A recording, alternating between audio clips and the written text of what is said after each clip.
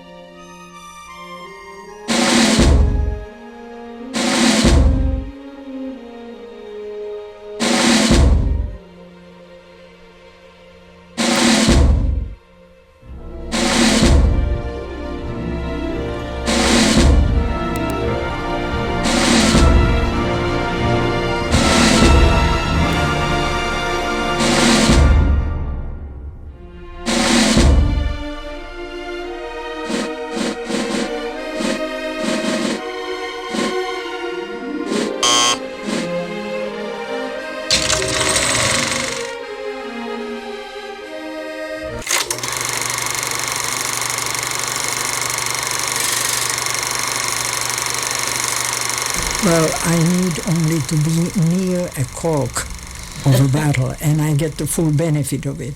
But here I got a glass of something pressed into my hand, and I sipped out of it and meandered until I came to the terrace where General Donovan, surrounded by junior officers, was trying to hit a target across from that terrace on a facing slope.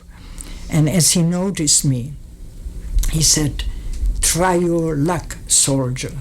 Well, I always had poor eyesight, and I had already 2 sips of the drink, whatever it was, but order is order, so I clicked my heels, saluted, and said, "By your leave, sir," and grabbed that 45, aimed that 45 in the direction of the target. My goodness, to my great surprise and surprise of everybody else, the target responded. Then I quickly opened the 45 pistol, threw out the casing, turned it back, said thank you, made an about face, and marched off in a straight line, more or less. So this is how I met General Donovan, my one and only encounter. But since that day at the Algiers headquarters, I was known as a sharpshooter.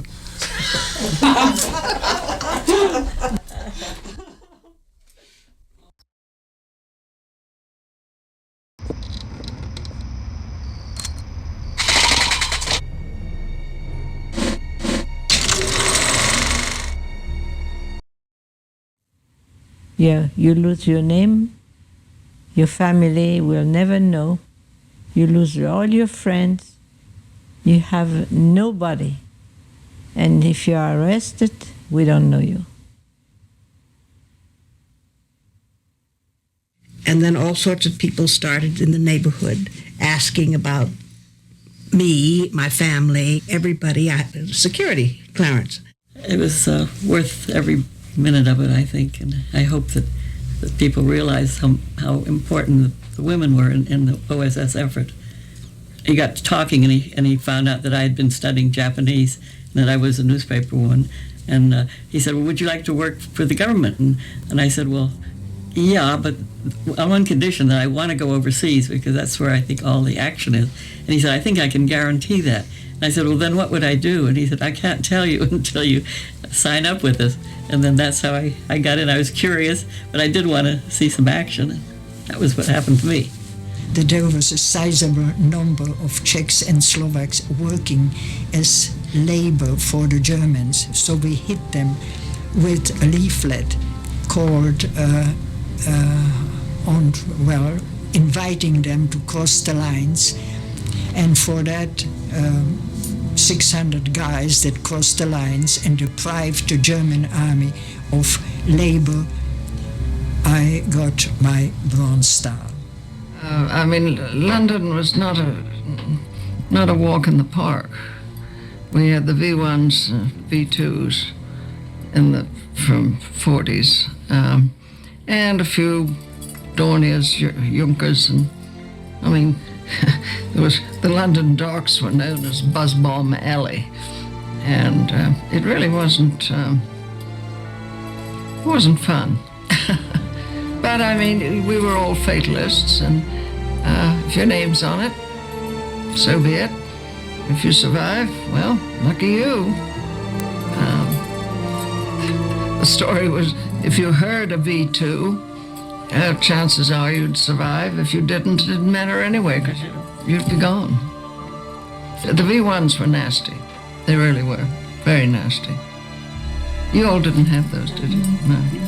But the King and Queen would always go, the flag, the Royal Standard always flew on Buckingham Palace. They'd never left London, and they would go down to where the worst bombing had been in person.